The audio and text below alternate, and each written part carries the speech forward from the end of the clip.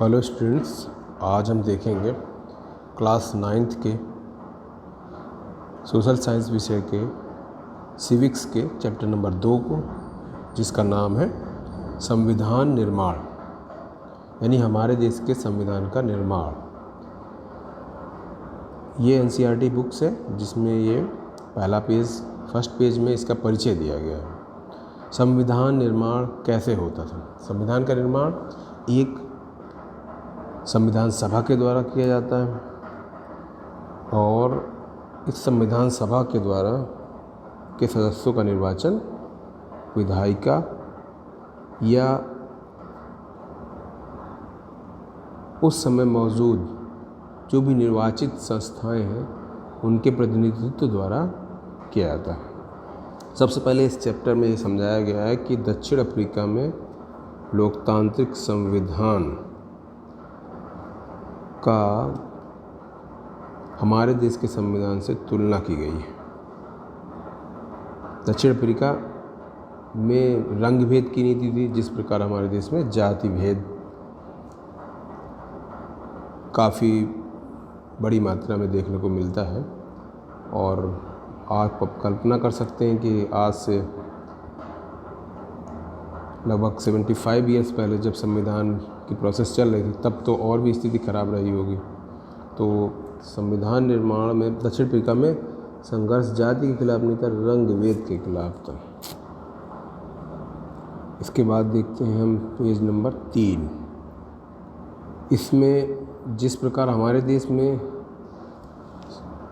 आज़ादी के संघर्ष में योगदान गांधी जी का था, इसी तरह दक्षिण अफ्रीका में एक नेता थे जिनका नाम था नेल्सन मंडेला।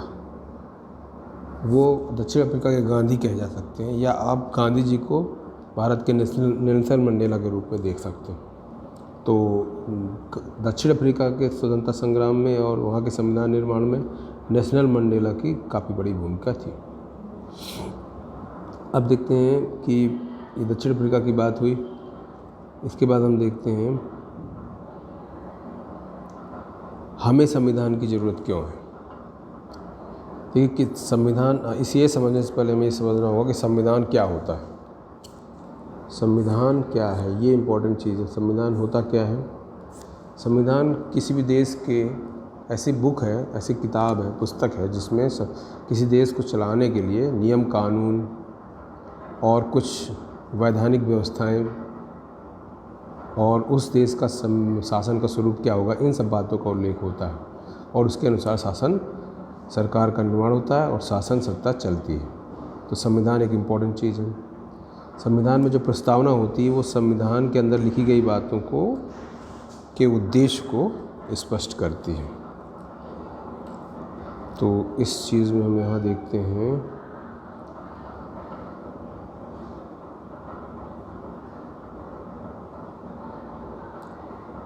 संविधान निर्माण में भारतीय संविधान का निर्माण, पेज नंबर 6 में इसको समझना।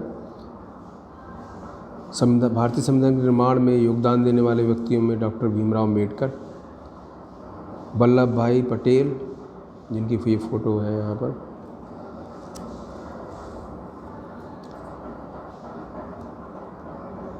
सरोजिनी नायडू, बहुत सारे नेता हैं और भी थे। ये लगभग 389 की एक सभा थी जिसके लगभग 9-10 लोग बहुत ही प्रसिद्ध थे, जो विभिन्न कमेटियों के अध्यक्ष भी थे। सभी वर्गों को और सभी पार्टियों को इस संविधान निर्माण के संविधान सभा में प्रतिनिधित्व दिया गया था। देखिए, हमारा देश बहुत बड़ा है और दुनिया का 7वां बड़ा देश क्षेत्रफल में, और जनसंख्या में तो दूसरा सबसे बड़ा देश है चीन के बाद। तो हमारे देश में संविधान निर्माण एक बहुत बड़ी चुनौती थी।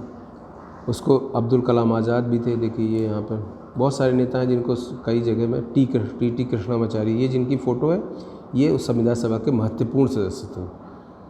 ठीक है, तो सबसे पहले संविधान निर्माण का प्रयास कब किया गया था?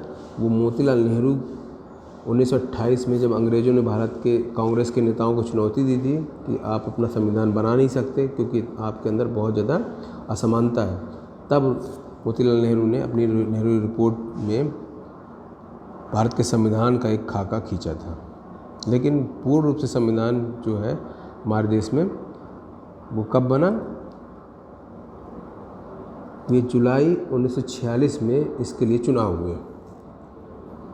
दिसंबर 1946 में, इस चुनाव के बाद सबसे पहली बैठक दिसंबर 1946 में हुई, जिसकी अध्यक्षता डॉक्टर राजेंद्र प्रसाद ने की थी।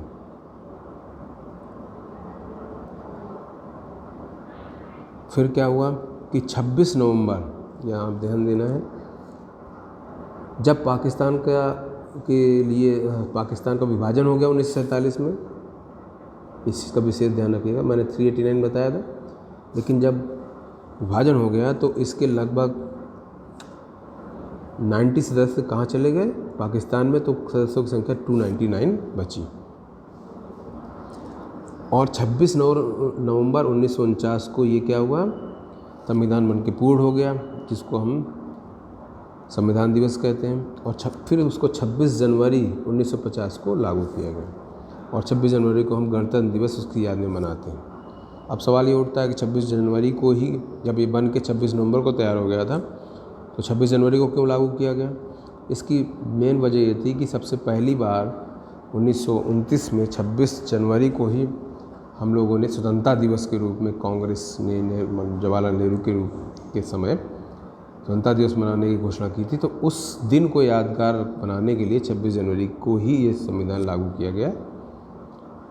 ये एक इसका विशेष कारण था। इसके बाद देखते हैं हम पेज नंबर 10 में आते हैं। ये जवाहरलाल नेहरू, सोमनाथ लाहिड़ी, ये सब लोग क्या थे? उस न्यायपालिका के सदस्य थे। गांधी जी इस संविधान सभा के सदस्य नहीं थे। न्यायपालिका नहीं, संविधान सभा की बात हो रही है यहाँ पर। अब देखिए संविधान का दर्शन क्या है। संविधान का दर्शन क्या था कि संविधान जो है, संविधान एक ऐसी पुस्तक है जिसमें देश के सभी नागरिकों को क्या, समानता का व्यवहार, समान माना गया है। ठीक है। संविधान की प्रस्तावना जो होती है, यानी प्रीएम्बल, उसमें स्पष्ट रूप से बता दिया गया कि संविधान क्या है, सभी नागरिकों को समान मानता है। जैसे सभी देशों में क्या है, संयुक्त राज्य के हम सभी लोग, दक्षिण अफ्रीका के लोग, इसी तरह भारत के बारे में भी है, हम भारत के लोग, भारत के संविधान का निर्माण और नियमन भारत के लोगों ने अपने प्रतिनिधियों के माध्यम से किया, और इसे किसी बाहरी राजा या बाहरी आदमी ने उन्हें नहीं दिया। तो संविधान का निर्माण किसने किया? हम ही लोगों ने किया।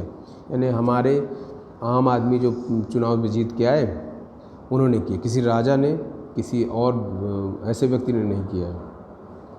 तो ये क्या है, जब किसी संविधान में के निर्माण में भागीदारी किसकी हुई? आम जनता की। अब देखते हैं प्रस्तावना। ये सबसे इम्पोर्टेंट है, इससे सबसे ज़्यादा प्रश्न आते हैं। प्रस्तावना याद होना चाहिए।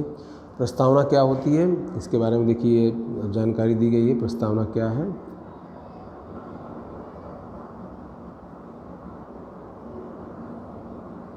प्रस्तावना होती है किसी भी संविधान का वो पहला कथन जिसमें कोई देश अपने संविधान के बुनियादी अवधारणाओं को स्पष्ट करता है। प्रस्तावना क्या है? संविधान का वो पहला स्टेटमेंट, कथन है जिसमें वो कोई देश अपने देश के बुनियादी अवधारणाओं को स्पष्ट करता है। जैसे हमारे देश का संविधान लोकतांत्रिक, संप्रभुता संपन्न, धर्मनिरपेक्ष, गणराज्य है। तो ये 4-5 इस जो फेमस इसमें है, तो ये सब के अलग अलग मतलब होते हैं, उनको हम समझते हैं। प्रस्तावना में क्या लिखा है पहले ये पढ़ते हैं। प्रस्तावना ये है, उद्देशिका मीन्स भी प्रस्तावना होता है। उद्देशिका मीन्स भी यही प्रस्तावना है। हम भारत के लोग भारत को एक संपूर्ण प्रभुत्व संपन्न यानी कि भारत किसी भी देश के प्रभाव में अपने डिसीजन नहीं लेता है। भारत आंतरिक और बाह्य क्षेत्र में स्वतंत्र है। समाजवादी मीन्स सरकार का या शासन का उद्देश्य संपूर्ण समाज के हित के लिए काम करना। पंथनिरपेक्ष मीन्स कि भारत का या भारत के शासन सत्ता का कोई विशेष धर्म नहीं है, सभी धर्मों के साथ समान व्यवहार करना अपेक्षित है। लोकतंत्रात्मक मतलब लोगों के द्वारा चुनी हुई सरकार। और गणराज्य, ये इम्पोर्टेंट है, गणराज्य मीन्स होता है कि जो शासन का प्रमुख वो वंशानुगत ना होके उसका भी अप्रत्यक्ष या प्रत्यक्ष रूप से निर्वाचन होता है। जैसे राष्ट्रपति एक छोटे से शहर से आए हुए हैं और एक गरीब परिवार से हैं। कैसे बन गए? क्योंकि वो उनका एक चुनाव हुआ, राजा नहीं है वो। इसके बाद गणराज्य बनाने के लिए तथा उसके समस्त नागरिकों को सामाजिक, आर्थिक और राजनीतिक न्याय, विचार, अभिव्यक्ति, विश्वास, धर्म की उपासना की स्वतंत्रता, प्रतिष्ठा में अवसर की समता, यानी प्रतिष्ठा और अवसर मिलना चाहिए सबको, तथा उन सब में व्यक्ति की गरिमा और राष्ट्र की एकता, अखंडता सुनिश्चित करने वाली बंधुता बढ़ाने के लिए दृढ़ संकल्प होकर अपनी इस संविधान सभा में आज तारीख 26 नवंबर 1949, यानी कि कब स्वीकार किया गया? 26 नवंबर 1949 को ये संविधान स्वीकार कर लिया, बन के तैयार भी हो गया और उसको स्वीकार भी कर लिया गया। को एतद द्वारा इस संविधान को अंगीकृत, अधिनियमित एवं आत्मार्पित करते हैं। आत्मार्पित मतलब हम अपने दिल से स्वीकार करते हैं, रूह से। आत्मा मतलब रूह से इसको हम स्वीकार करते हैं, अंतर मन से स्वीकार करते हैं। तो ये इसमें है। अब इसके जो विशेष वाक्य हैं इनके बारे में दिए। प्रभुत्व संपन्न मीन्स क्या है? लोगों को अपने से जुड़े हर मामले में, लोगों को अपने से जुड़े हर मामले में फैसला करने का सर्वोच्च अधिकार है। कोई भी बाहरी शक्ति भारत की सरकार को आदेश नहीं दे सकती। ठीक। इसके बाद पंथ निरपेक्ष, नागरिकों को किसी भी धर्म को मानने की पूरी स्वतंत्रता है। किसी भी धर्म को, ऐसा नहीं है कि ये कोई किसी विशेष धर्म के लिए ही छूट है, सब धर्मों को छूट है।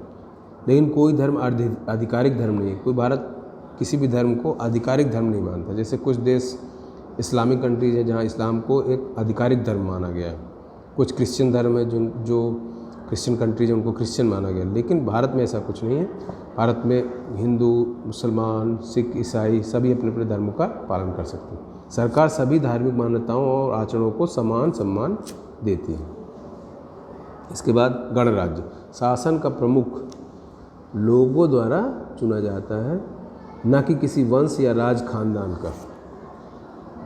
ठीक है, ऐसा नहीं है कि राष्ट्रपति का बेटा फिर राष्ट्रपति बन जाएगा। अगर वो होगा तो फिर वो किसी वंश और राज खानदान से संबंधित हो जाएगा। हालांकि राजनीति में ऐसा है, देखने को मिलता है, लेकिन राष्ट्रपति पद में ऐसा नहीं है। राष्ट्रपति में ऐसा नहीं देखने को मिलता, इसलिए गणराज्य। अगर ब्रिटेन में गणराज्य नहीं है, क्योंकि वहाँ पर राजा के नीचे उनके बेटे ही फिर राजा बनते हैं, रानी या राजा के बेटे, तो एक शासन सत्ता खानदानी रूप में जा रही है। समता मतलब कानून के समक्ष सभी लोग समान हैं, इसका सीधी बात ये है। इसके बाद देखिए, बंधुता मीन से हम ऐसा आचरण करें जैसे एक परिवार के सदस्य करते हैं। कोई भी नागरिक किसी दूसरे नागरिक को अपने से कमतर न माने। इसके बाद देखिए ये है लोकतंत्रात्मक, समाजवादी का मतलब भी समझ लीजिए। भारत में संपदा सामूहिक रूप से पैदा होती है, समाज में उसका बंटवारा समानता के साथ होना चाहिए। समाजवादी का मतलब क्या है? जो समाज में जो भी संसाधन है उनका समाज में बंटवारा समानता के साथ होना चाहिए। और ये समानता तब आएगी जब सरकार जमीन और उद्योग धंधों की हकदारी से जुड़े कानूनों में सामाजिक आर्थिक समानताएं कम से कम हो उसमें। इसके बाद देखिए लोकतंत्रात्मक मीन्स क्या है? सिंपल है कि सरकार का ऐसा रूप जिसमें लोगों को समान राजनीतिक अधिकार प्राप्त होते हैं और लोग शासन का चुनाव करते समय स्वतंत्र होते हैं। और वो सरकारें चूँकि जनता द्वारा चुनी होती हैं तो जनता के प्रति जवाबदेह होती हैं। जवाबदेही इसमें होती है, नहीं तो 5 साल बाद उनको शासन सत्ता से हटना पड़ सकता है, शासन सत्ता से छोड़ना पड़ सकता है। न्याय मीन्स है नागरिकों के साथ उनकी जाति, धर्म और लिंग के आधार पर भेदभाव नहीं किया जा सकता, ये न्याय है। स्वतंत्रता क्या है? नागरिक कैसे सोचें, किस तरह सोचें और अपने विचारों को अभिव्यक्त कर सकते हैं। जैसे भारत में आपको अपने विचारों को अभिव्यक्त की आज़ादी है। आप फेसबुक, व्हाट्सएप और आजकल पेपर, न्यूज़पेपर, न्यूज़ चैनल में आप बहुत सारी बातें सुनते रहते हैं। इवन सरकार के खिलाफ भी बहुत सारी बातें बोल दी जाती हैं। लेकिन क्या ये स्वतंत्रता है? अगर चाइना में ऐसा करेंगे, वहाँ चूँकि ऐसा संविधान नहीं है कि आप इतनी आज़ादी से बोल सकें, तो आपको बहुत बड़ी समस्याएं आ सकती हैं। बहुत से ऐसे देश हैं जहाँ आप स्पष्ट रूप से शासन सत्ता के खिलाफ बोल ही नहीं सकते। तो भारत ऐसा नहीं है, यहाँ पर स्वतंत्रता है, आप बोल सकते हैं, लेकिन उससे किसी को दूसरे की, जैसे वो कहा है ना, प्रतिष्ठा को नुकसान नहीं पहुँचाना चाहिए। किसी दूसरे को आप परेशान नहीं कर सकते, उसकी अच्छी तरह से आलोचना कर सकते हैं, लेकिन गाली गलौज नहीं की जा सकती। उस पर तो आपको क्रिमिनल केस बन जाएगा। अब देखिए, बंधुता क्या, हम सभी ऐसे आचरण करें जैसे कि हम एक परिवार के सदस्य हों। कोई भी नागरिक किसी दूसरे नागरिक को अपने से कमतर ना माने, ये हो चुका है। तो संविधान की ये विशेषताएँ हैं। प्रस्तावना में संविधान की सारी बातें स्पष्ट रूप से आ जाती हैं। कैसी संस्थाएं होंगी, अब ये कुछ विशेष टर्म्स है, टर्मोलॉजी, शब्दावली है जो आपको समझना है। रंग भेद क्या था कि रंग के आधार पर, काले गोरे के आधार पर जो भेदभाव होता है उसे बोलते हैं रंग भेद, नस्ली भेदभाव। जैसे अफ्रीका के लोग, वहाँ पे कुछ गोरे थे, कुछ जो मूल निवासी थे वो काले थे, और जो बाहर से आए हुए अंग्रेज़ थे या जो यूरोपियन थे वो क्या थे, गोरे कलर के थे। तो क्या होगा, रंग भेद होता था, काले और गोरे का भेदभाव।